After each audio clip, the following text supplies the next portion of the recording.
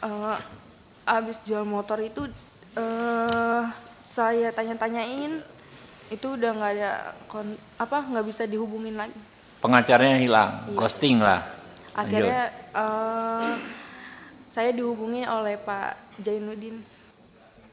Ya, silakan Mbak Dwi. Assalamualaikum warahmatullahi wabarakatuh.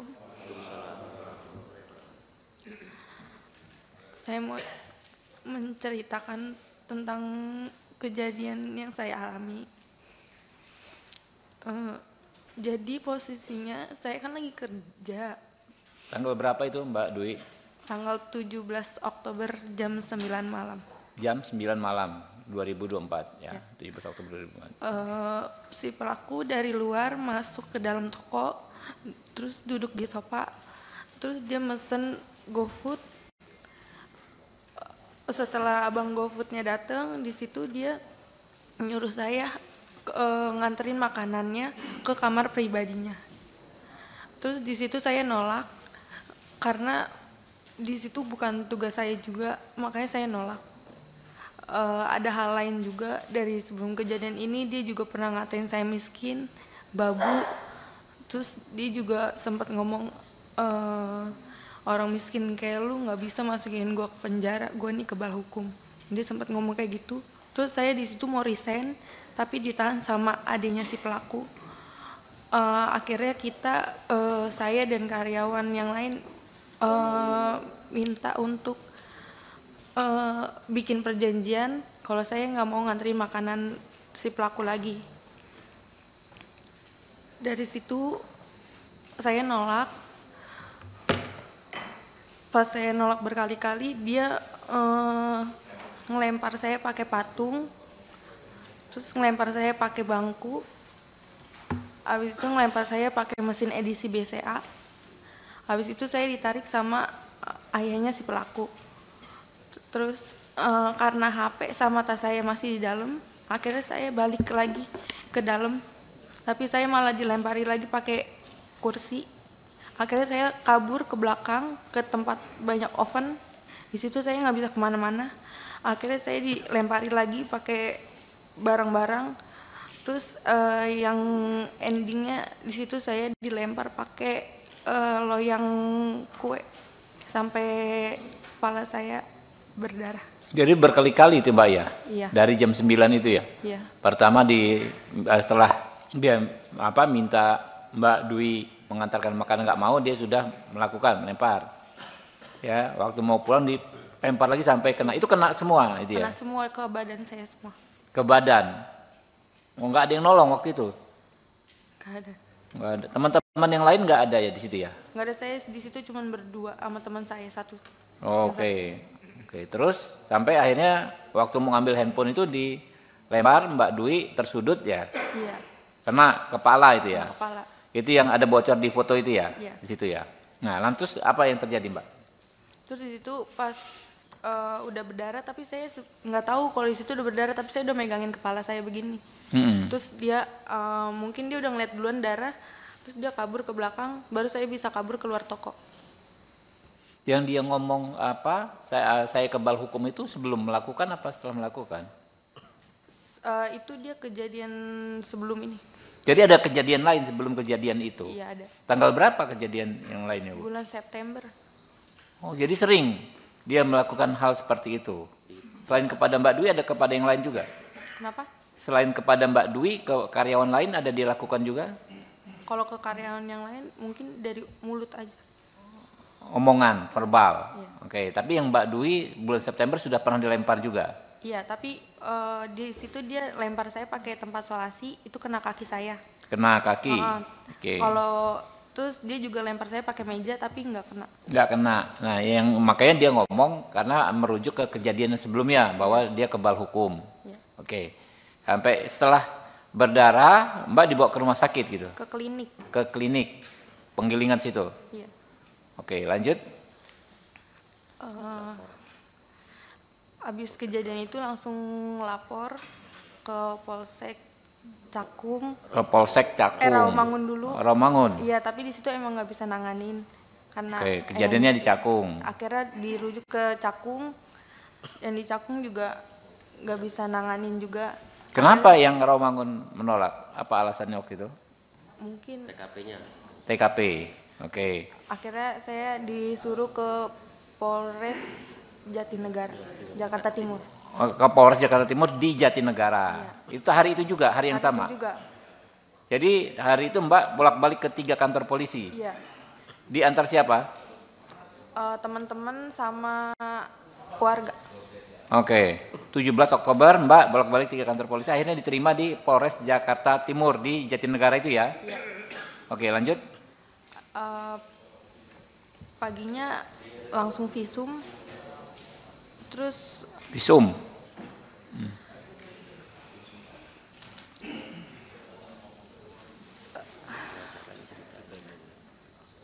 ada cerita juga yang tentang pengacaranya. Saya sempat dikirimin pengacara dari pihak pelaku. Tapi awalnya saya nggak tahu kalau itu dari pihak pelaku. Dia ngakunya dari LBH, utusan dari Polda. LBH utusan dari Polda. Iya, dia ngakunya. LBH apa? Disebutin aja mungkin. Kurang tahu. Dia ngomongnya itu aja. Oke, ngakui dari LBH ya, tapi Mbak belakangan tahu itu dari pelaku. Gitu.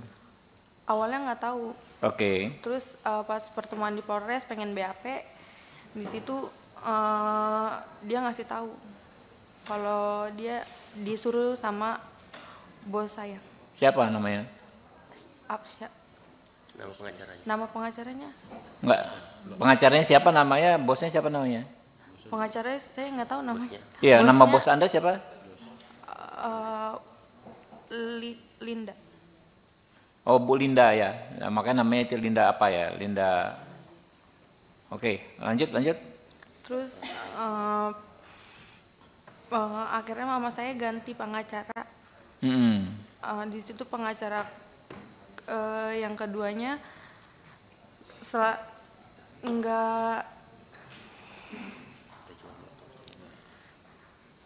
Kalau saya tanya tentang gimana kelanjutannya, dia selalu jawab sedang diproses. Ke si pengacara itu yang dikirim si itu. Atau pengacara Yang kedua, lain yang berikutnya? kedua. Yang Pengacara kedua. Iya, Sama juga dari Polda juga ngakunya, bukan? bukan. Oke. Di situ dia setiap ada info selalu ke rumah dan minta duit. Mama saya sampai jual motor. Jual motor? Iya. Motor satu-satunya. Ya Allah. Oke, lanjut.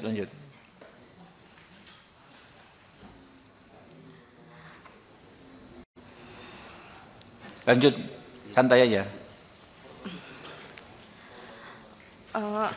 Abis jual motor itu saya tanya-tanyain, itu udah nggak ada nggak bisa dihubungin lagi.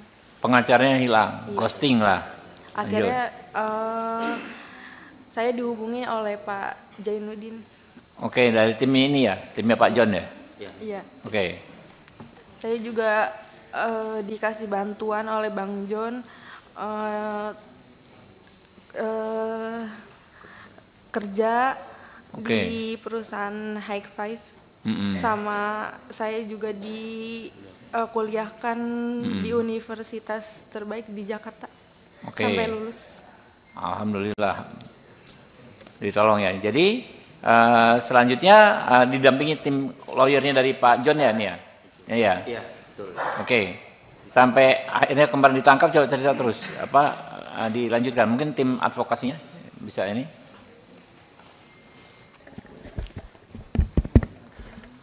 Assalamualaikum warahmatullahi wabarakatuh. Yang saya banggakan, yang saya hormati, Bapak Habibur Rahman, pimpinan rapat Komisi 3 beserta jajarannya, Bapak Kapolda Kalimantan Tengah beserta jajarannya, dan Bapak Kapolres Jakarta Timur beserta jajarannya. Jadi dalam konteks kasus ini memang sangat memprihatinkan ya, karena bukan hanya kasus hukum yang terjadi, tapi kasus moral. Karena selain mendapatkan kekerasan, dia juga mendapatkan penghinaan. Apakah seperti itu di negeri ini gitu loh. Dan itulah yang sangat kita sayangkan, sampai ada dia kebal hukum. Ya, Pak, lalu pemeriksaannya sampai hari ini gimana Pak? Sejauh ini pemeriksaan, walaupun kami baru menerima kuasa itu tanggal 15 apa Pak? 15 Desember. Oh Desember. Ya. Kejadiannya 17 Oktober. Oktober. Oke. Nah selama ini ada nggak, ada dari Oktober ke Desember, ada yang bisa cerita nggak prosesnya seperti apa pemeriksaan? Tanggal 15 itu kebetulan saudari Ayu ini juga melakukan pemeriksaan pada saat itu, dan dia juga mencoba menghubungi pengacaranya, namun tidak ada respon. Makanya malam itu juga kita dampingi. Langsung diambil alih ya? Iya, betul. Terlantarkan oleh pengacara yang lama, mungkin begitu ya? Betul, pimpinan. Jadi sekalian saya mendampingi Ayu, dan juga saya menggali informasi seperti apa melalui penyidik, dan berdasarkan keterangan yang ada, proses normatif, tidak ada kendala. Mungkin kenapa proses itu jadi terkendala ataupun dianggap lama, karena memang pengacara ini juga penyebabnya gitu loh. Jadi komunikasi itu tidak lancar gitu loh. Dari penyidik ke pengacara tidak lancar, dari korban juga ke pengacara tidak lancar, seperti itu. Sampai sekarang pun pengacaranya menghilang, nggak bisa dihubungin. Seperti itu gitu loh. Dan saat itu juga dari penyidik dapat informasi ini segera naik sidik perkara itu gitu loh. Jadi ya saya apresiasi dan berterima kasih. Tanggal 15 itu juga gitu loh. Dan malamnya kan langsung dilakukan penahanan terhadap si pelaku, Pak.